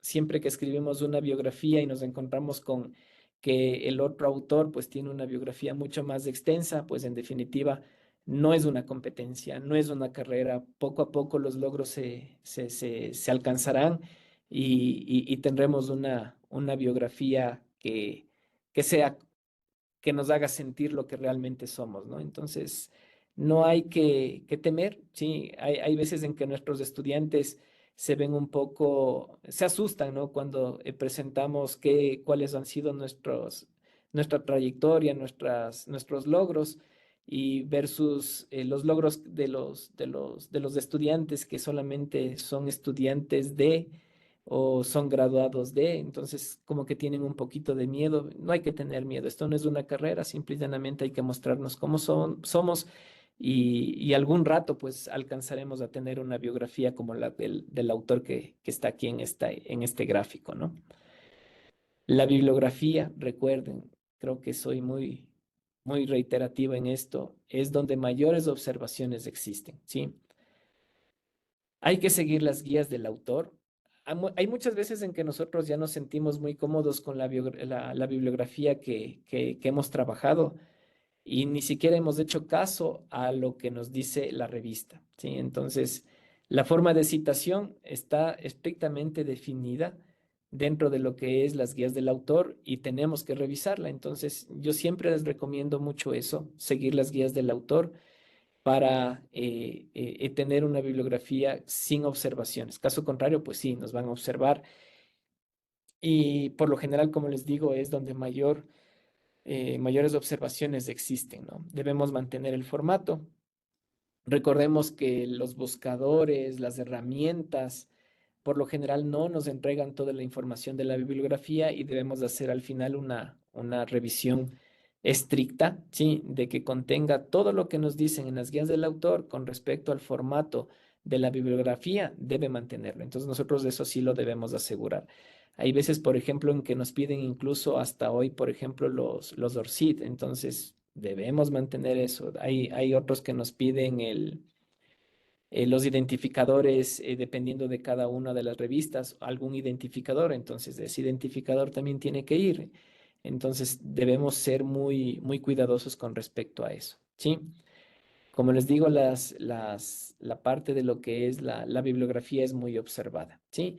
Ayer hicimos una observación en la cual podríamos llegar a identificar dónde enviar mi artículo, ¿sí? Entonces también existen estas herramientas en las cuales nosotros vamos a colocar el título, colocar el resumen y vamos a encontrar recomendaciones hacia qué revista poder enviar. Entonces nosotros podríamos utilizar estas herramientas. Incluso nos dicen los tiempos en los cuales nos van a dar una primera revisión, nos van a indicar cuál es el tiempo de publicación de los artículos. Si es que nosotros tenemos tiempos limitados, pues estas herramientas nos permiten ayudar a identificar eso para tomar la decisión hacia qué revista podríamos enviar o no, ¿sí? Entonces, utilicen estas herramientas, ¿no? También la otra era revisar la bibliografía de mi artículo y la que más se repita es un síntoma de que ese journal o esa revista pues sería la más idónea para nosotros enviar nuestro trabajo, ¿sí? Aquí está el ejemplo, ¿no? Que también lo presenté el día de ayer, es colocar en este caso el título del artículo, el resumen, y nos va a salir unas recomendaciones de hacia dónde hace un match la publicación con nuestra temática y también nos indican pues los tiempos del editorial, el porcentaje de aceptación, los tiempos de producción y todo eso pues va a depender de que nosotros en definitiva tengamos la decisión hacia qué revista enviar, si es que es open access o es de suscripción. Miren ustedes aquí incluso nos presentan los valores. Y también pues eso hoy por hoy es bastante crítico, ¿no? Pagar por una publicación que valga $2,000, $3,000, pues ya son valores bastante altos, por eso mi recomendación iba hacia irnos hacia las revistas de suscripción, ¿de acuerdo? Y pasar los tiempos que toque pasar, 3 meses, 4 meses, 6 meses. Entonces, eso también debe ser evaluado por el grupo de investigación, sobre todo cuando tienen tiempos muy cortitos para presentar resultados, ¿sí? Entonces, eso era lo que les quería presentar el día de hoy, ¿sí? Les agradezco mucho por la atención. Creo que corrimos un poquito para avanzar absolutamente todo lo que les había propuesto, pero en definitiva creo que ya lo presentamos y queda aquí planteada la forma en la que ustedes pueden armar este rompecabezas, ¿no? Que la pueden seguir tal cual como la autora, que en este caso era la doctora Zainani, es la que propone esta propuesta, o hacer un mix de lo que nosotros ya hemos aprendido y estamos conscientes de que nos funciona, pues también hacerlo. Eso ya depende de cada uno de nosotros, ¿sí? Claudia, por favor. Sí, tenía una pregunta. Quise registrarme, pero no pude. La asistencia ni antes y intenté hace un ratito, pero tampoco se puede. Me pide que me den un permiso o algo así. Keila, no sé si nos puedes ayudar con eso, por favor. Todos los días tienen un link nuevo actualizado, el cual en este momento le envié para que por favor le revisen. Todos los días se les envía un correo con el link de la asistencia diaria y con todo igual al inicio de la reunión les adjuntamos para que estén al pendiente. Ah, ya sí, porque hoy no me llegó correo, entonces no tenía. Chévere, gracias, Keila, por la aclaración. No sé si tienen algo, los micrófonos están abiertos, por favor, si quieren hacer algún comentario. Sí, corrí demasiado, pensé acabar a las 10, la verdad, porque por lo general nos demoramos un poquito más en este día. Pero bueno, tenemos, si alguien quiere comentarnos algo, pues bienvenido. O sea, quizás alguna experiencia que ustedes han tenido respecto a las publicaciones que ustedes han hecho. Las diapositivas las comparto a través del grupo, ¿sí? Entonces, el día de hoy les compartí las de ayer y en un ratito ya les comparto estas diapositivas que acabo de presentar, ¿sí? Entonces ya les comparto por el grupo de WhatsApp. Perdón, no sé si me perdí. Sí crearon un grupo de WhatsApp porque me perdí un ratito al inicio. Sí, No sí, sé si... existe un grupo. No sé si Keila nos puedes ayudar con la Sí, invitación a con través todo, de... ya les adjunto ahorita el link de invitación por aquí, un ratito. Sí, Ok, chévere, para que se unan. Y en tal caso yo podría esperar sin problema a que la mayoría de ustedes se haya unido al grupo para enviarles el material de ayer, el material de hoy y también un poquito de lo que les había comentado acerca de las observaciones y de las cartas que se pueden entregar al revisor o a los revisores cuando tenemos observaciones, ¿no? Entonces pueden tener esos formatos para que los puedan utilizar en caso de utilizarlos. Por lo general, los formatos para dar las contestaciones a los revisores no tienen formato, ¿sí? Entonces, pueden utilizar la que yo les voy a enviar y ajustarlas a sus necesidades, a sus requerimientos, ¿sí? Y si existen formatos, pues establecerlos con formatos. Eso no habría inconveniente, pero les voy a compartir para que los puedan observar y ver cuáles son algunas de las recomendaciones que se pueden dar con respecto a las observaciones y las contestaciones a esas revisiones, ¿sí? ¿Cuánto es el tiempo prudente de espera para escribir? No me perdí, a ver dónde está Abramos, que ahorita ya cerré mi sesión, pero quiero ver los mensajes. Ya, a ver, Jimena dice, Mensajes. tiempo prudente de espera para escribir una revista. Luego de que nos han indicado que el paper ha pasado por revisión por pares. ¿Cuál es el tiempo prudente de espera para escribir a una revista luego de que nos han indicado que el paper ha pasado a revisión por pares?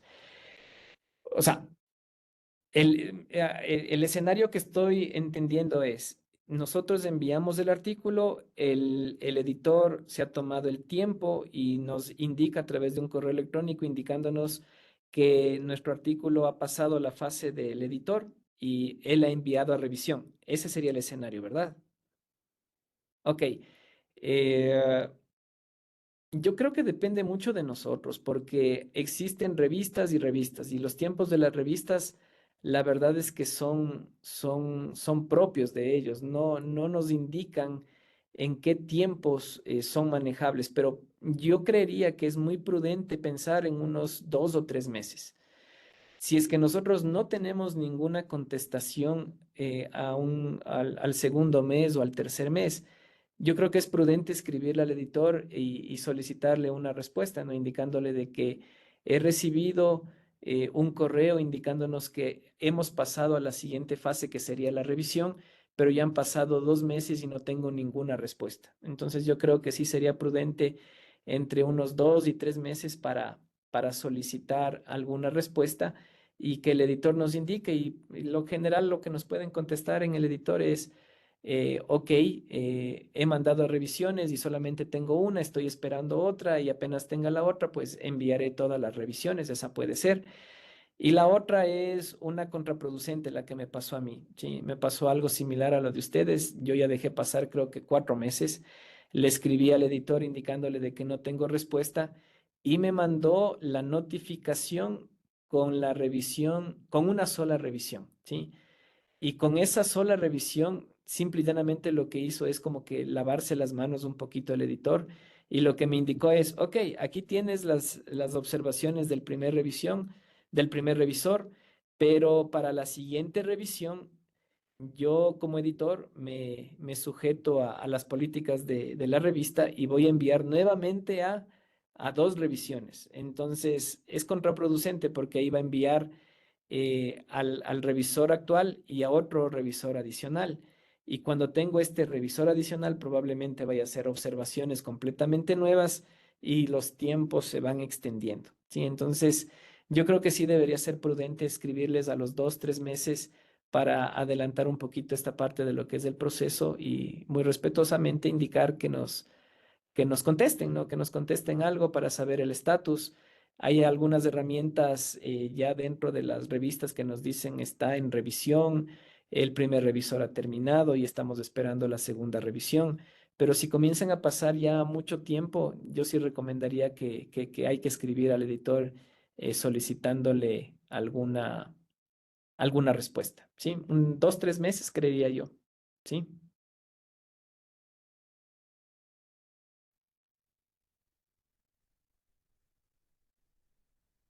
A ver, ¿qué más dice? Me quedé por acá arriba. Yo tampoco estoy en el grupo. ¿Cuánto tiempo? Ok, exactamente. Buenas noches. ¿Nos puede ayudar A mí no con me deja bibliografía de la entrar autora que al mencionó? grupo.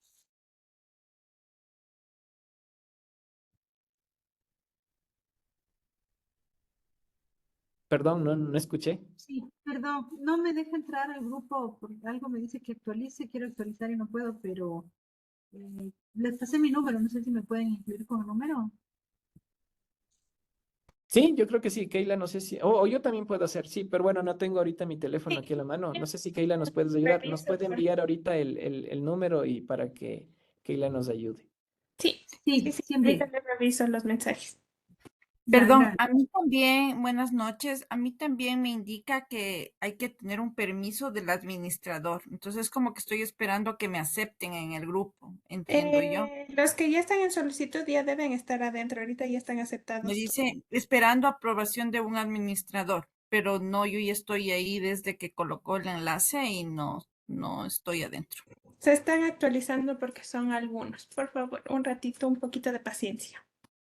Ya, muchas gracias. Con respecto a la pregunta que me hacen aquí de la autora que mencioné, ahorita les puse, es la doctora Christine Zainani, ¿sí? Ahí la pueden buscar y incluso pueden seguir el curso que ella la da, ¿no? ¿Qué más? Dice, buenas noches, una consulta para obtener la certificación de este curso. Nos indicaron que cada uno debe escribir un artículo. ¿Podrían considerar la posibilidad de que sean 2 o 3 coautores? La verdad es que tenemos muchas actividades que no nos permitirían cumplir con este objetivo. Sí, este pedido también hubo en el otro grupo y lamentablemente llegamos a decirles que no, que tiene que ser individual. Eh, es un trabajo que tienen que presentarlo de forma individual. Pueden existir 3 personas, pero tendrían que cada uno de ustedes o el mismo grupo presentar 3 artículos en este caso, lamentablemente, ¿sí? Caso contrario, los certificados que se van a entregar van a ser de 2 tipos. Un certificado sería de aprobación. El de aprobación es cuando cumplen con los requisitos del curso, que sería enviar un artículo al ETCM, ¿sí? Solamente enviarlo, seguir las guías de autor del ETCM y todas esas cuestiones. Y la otra, si es que no logran enviar un artículo, pues sería obtener un certificado de asistencia, ¿sí? Eso es lo que quedamos. A ver, ¿qué más? Yo tenía una pregunta, perdón. Claro, Sí, no pude yo llenar el formulario de la reunión de ayer. ¿Es posible llenarlo de manera atrasada? Sí estuve en la charla, incluso tengo capturas de pantalla y todo porque estoy justamente también guardando un poco de información, pero no sé si es que es posible llenar el formulario de asistencia de ayer.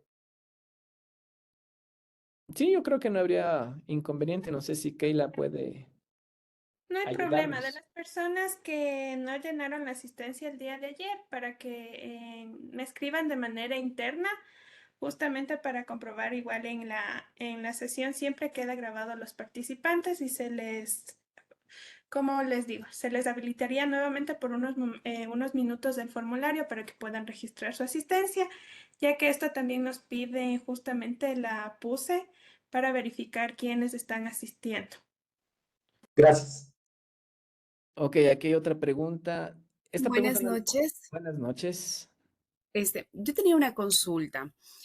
Yo tengo planificado enviar al final un artículo. Sin embargo, este artículo, yo lo estoy trabajando con una compañera de la universidad y acabo de escuchar que debe ser individual. Ella no está participando en este curso, solo estoy participando yo. No hay Entonces, no sé problema. si ahí hay algún inconveniente. No hay inconveniente. Lo que me refería a individual es, por ejemplo, si son 3 autores que están en este curso, y quieren enviar un solo artículo, pues solamente sería válido para uno de los tres, ¿sí? Pero si es que son dos personas, una persona está siguiendo el curso y otra es un colaborador que no está siguiendo el curso, no hay ningún inconveniente. Perfecto, muchas gracias. Ok, no entiendo esta pregunta. ¿Los productos son artículos de revisión? No lo entiendo. No sé si me pueden aclarar un poquito esa pregunta. ¿Cuál sería el plazo de entrega del artículo? Si ustedes revisan, ya les voy a colocar aquí la página del ETCM. En el ETCM tenemos ya el deadline definitivo, ¿de acuerdo? Y el deadline definitivo, si ustedes pueden observar en el Call for Papers, es el 13 de julio, ¿de acuerdo? Entonces, esa sería la fecha límite con la que deberían subirse sus propuestas a la plataforma de EasyShare, ¿sí? Acá también creo que había esta pregunta, ¿hasta qué fecha sería esa? ¿Cuál es el tiempo que tenemos para presentar el artículo? Sí, tenemos hasta el 13 de julio. El artículo es en español, no, el artículo es en inglés. Sí, por favor, revisen las guías del autor. Aquí revisen en el Call for Papers, se descargan los formatos que pueden seguir, que pueden ser en Overleaf, utilizando el LaTeX o utilizando el Word. Sí, entonces pueden ver y observar ahí lo que les dice, ¿no? Pero en definitiva es un artículo escrito en el idioma inglés, ¿sí? ¿Se puede presentar un artículo de alcance nacional, regional? Sí, bienvenido, sí, no hay problema, sin inconvenientes. ¿Qué más? Les iba a decir algo más con respecto a un artículo, creo que nada más. No sé, si tienen alguna pregunta, pues con gusto las podemos solventar. Sí, Jeffrey, Sí, por estimado favor. Román y estimados coleguitas, buenas noches. Una pregunta. El artículo que debemos de presentar para tener el certificado de aprobación es exclusivamente en idioma inglés o se lo puede escribir en idioma español, portugués, de pronto, solo inglés.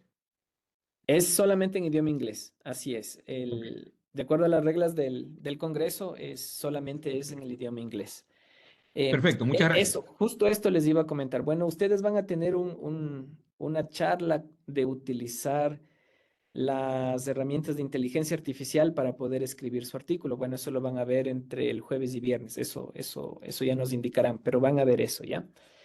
Dentro de lo que son las políticas de congresos, revistas y estas cuestiones, no existe todavía como que todas las revistas ya tienen algo plenamente detallado. Sí, todavía no existe. Por eso les decía que es muy importante revisar las guías del autor para el caso de utilizar inteligencias artificiales.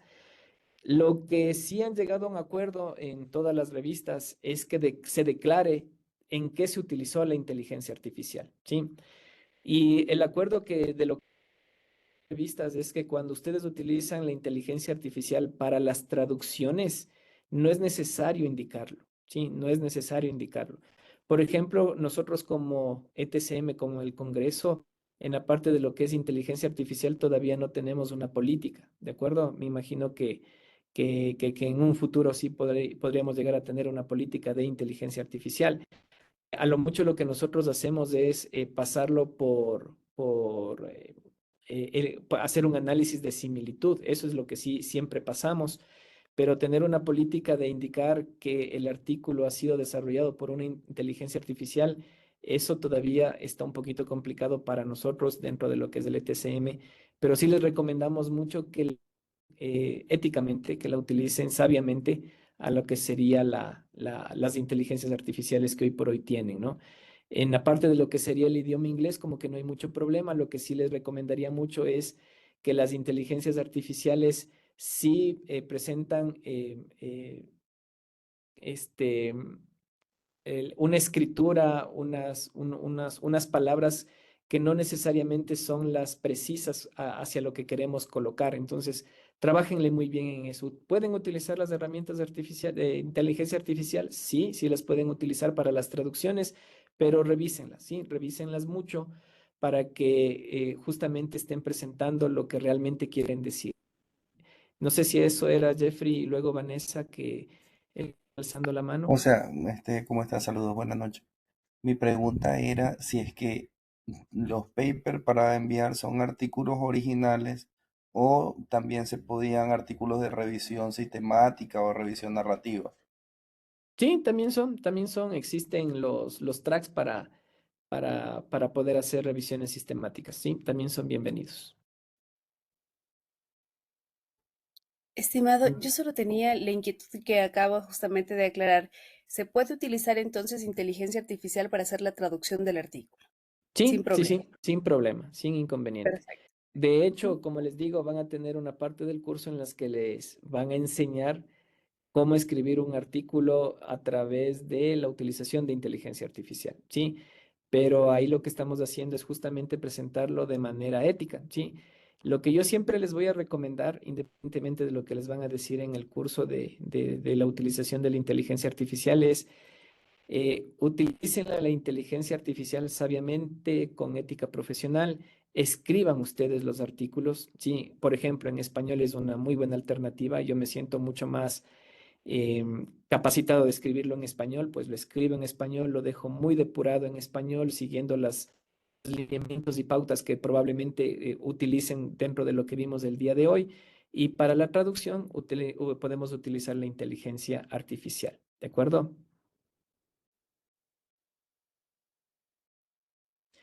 No, al pasarlo por Turnitin o cualquier otra herramienta de antiplagio, la parte de lo que es la traducción del inglés con las herramientas artificiales, como digo, ya hoy por hoy ni siquiera son declaradas, ¿sí? Entonces no hay inconveniente, no hay problema.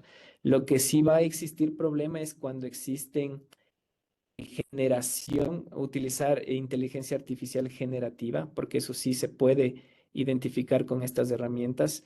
Entonces, como les digo, escríbanlos en español, pero luego comiencen a traducirlos, pero trabájenlos, sí, trabájenlos mucho para que ustedes justamente vean que la inteligencia artificial está indicando lo que ustedes realmente quieren dar a conocer con sus artículos. Carolina, por favor. Disculpen, ¿en dónde puedo revisar los requerimientos del autor para poder hacer la publicación del artículo? Les puse en un mensaje, sí, ahorita nuevamente lo voy a colocar. Ahí pueden revisar en esa página web, ahí está el llamado artículos y ahí están los lineamientos. Listo, ahí también había dicho algún compañero que se puede hacer un artículo de revisión sistemática que sea simplemente revisión bibliográfica. Si es eso posible, ¿verdad? Sí, es posible. Obviamente tiene que estar declarado un objetivo del por qué se realiza esa revisión bibliográfica y una conclusión que estén en torno a eso. Sí, son bienvenidos, no hay problema. Ya, muchas gracias. Si solo se dice por la reunión o su grabación, no lo van a ver todos. No entendí. Si solo se lo dice por la reunión o en su grabación, no lo van a ver todos, o en tal caso en un correo. Perdón, no lo entendí. Pablo, por favor.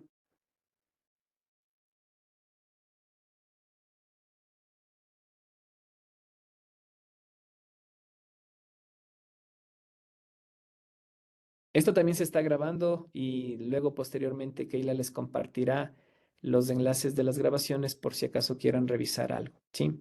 Los artículos solicitados para el curso son un requisito para obtener el certificado o también forman parte del congreso. Hablemos como curso. Como curso, ustedes tienen que escribir un artículo, someterlo al ETCM. Con esa verificación, nosotros revisamos y automáticamente ustedes tendrían el certificado de aprobación. Respecto a lo que es ETCM, si ustedes realmente están firmemente convencidos de que su artículo está para revisión, lo dejan ahí y simple y llanamente pasa a la parte de lo que es revisión, ¿sí? Automáticamente va a pasar a revisión. Entonces, es como que están realizando un sometimiento real, ¿sí? Y estarían cumpliendo con dos expectativas, la una de tener un certificado de aprobación del curso y la otra, pues, tentativamente que su trabajo sea revisado, sea criticado en buena forma, ¿no? Sí. Hola, buenas noches. Tengo una pregunta, no sé si me escuchas. Sí, Cintia, buenas noches. Hola, buenas noches. Tal vez tú me puedes ayudar con una inquietud. Por ejemplo, si escribo un párrafo en español y lo traduzco utilizando una herramienta de inteligencia artificial al inglés, pero no me gusta cómo queda en inglés porque es diferente la expresión en español que en inglés, y le pido a la inteligencia artificial que adapte ese párrafo a un inglés que sea académico, ¿eso sería como utilizar inteligencia artificial generativa o no? Sí, es básicamente eso. Lo que estamos utilizando ahí en ese caso sí es inteligencia artificial generativa. Pero para este momento nosotros, como les decía, nosotros no tenemos ninguna restricción por el momento con respecto a eso, ¿sí? A lo mucho, como decimos, lo que nosotros vamos a verificar es las herramientas de antiplagio, ¿sí? Más no de la utilización de las herramientas de inteligencia artificial. Entonces, como les decimos, incluso van a tener un curso de cómo generar un artículo con inteligencia artificial desde cero, pero obviamente de sus proyectos, de sus trabajos, ¿no? Sí, eh, lo pueden hacer, no hay inconveniente por el momento. Bien, perfecto. Muchísimas gracias. Con mucho gusto. Vinicio, por favor. Hola doctor, ¿qué tal? Buenas noches, estimados. Una consulta, doctor. Usted dice que utilicemos Overleaf con látex. Hay varias plantillas que he usado. ¿De pronto alguna plantilla especial, las que son de triple de Aquí, doble sí, columna de pronto? aquí mismo en la página que les envié, ahí también están los formatos, tanto el formato de Word como el formato de Overleaf. Ya. Y para presentar el proyecto o el artículo debe ser en Overleaf, ¿no? Cualquiera de los dos, no hay problema. Ok, pero ¿sería en PDF o quiere el fuente? Inicialmente se pide la parte de lo que es el PDF. Ah, perfecto. Tengo otra duda adicional, aprovecho, disculpe. Si se publica en una revista y ya tiene un DOI, ¿cómo modifico el documento para que tenga ya el DOI? Porque en los artículos científicos que he visto, luego ya el artículo tiene un DOI, pero al inicio no. ¿En qué momento se hace ese cambio? Estos identificadores del documento son propios de quienes los suben, ¿no? Entonces nosotros no tenemos el control de eso. Si ustedes verifican el DOI es prácticamente como una dirección para poder alcanzar ese artículo. Entonces los DOI son estrictamente relacionados directamente con los que publican su artículo. Sí, nosotros no tenemos el control de eso. Ah, ya. Sí, Ok, muy entonces amable, cuando se gracias. publican los artículos se genera un identificador de documento y ese identificador de documento es propio en este caso nosotros nos indexamos directamente a IEEE Explorer, entonces el IEEE Explorer es el que nos genera ese identificador, por lo general puede ser etcm.10.algo, algo, slash y un número, ¿sí? Ese DOI es automáticamente generado por, en este caso, IEEE Explorer, ¿sí? Y eso se indexa a Scopus, ¿sí? Y con ese DOI se pasa a la parte de lo que sería Scopus, pero nosotros no tenemos control del DOI. Perfecto, doctor, muy amable. Con mucho gusto.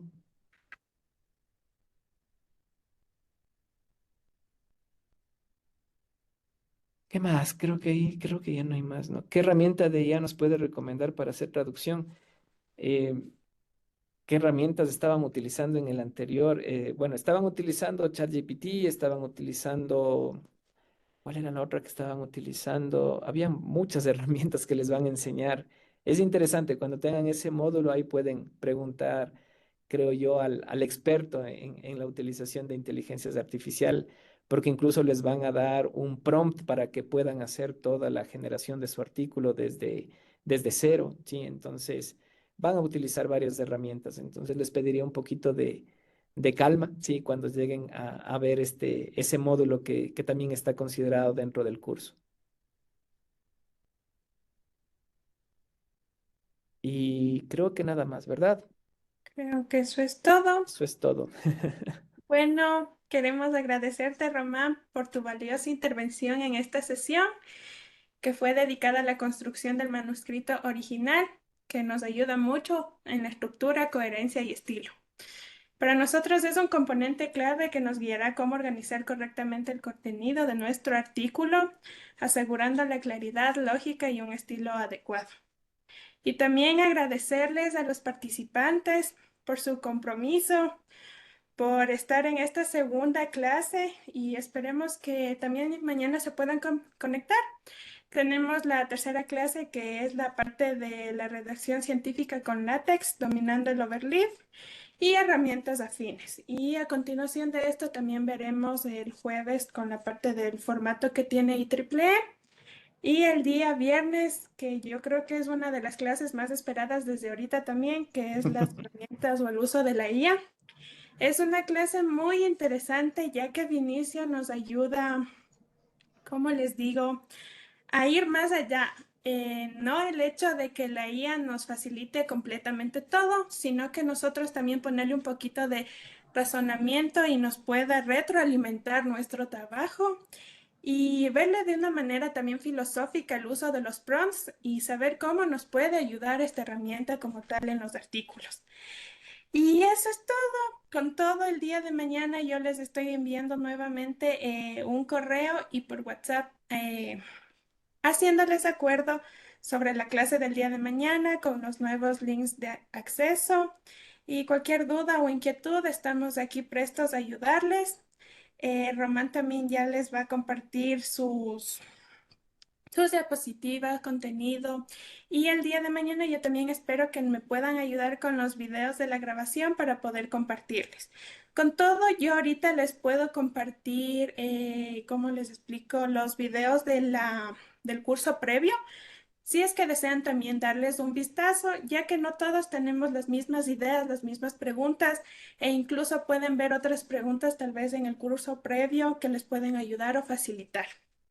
Eso sería todo. Agradecerles y una buena noche. Muchísimas gracias a todos y me agradó mucho estar con todos ustedes y esperemos vernos en el ETCM de manera presencial, así que anímense a enviar sus artículos, ¿sí? No le teman a la crítica y bienvenidas todas sus publicaciones. Una muy buena noche para todos y muchísimas gracias por su atención. Chao, chao. Buenas noches, gracias. Buenas Gracias. noches. Hasta luego. Gracias. Gracias. Muchas gracias. Gracias.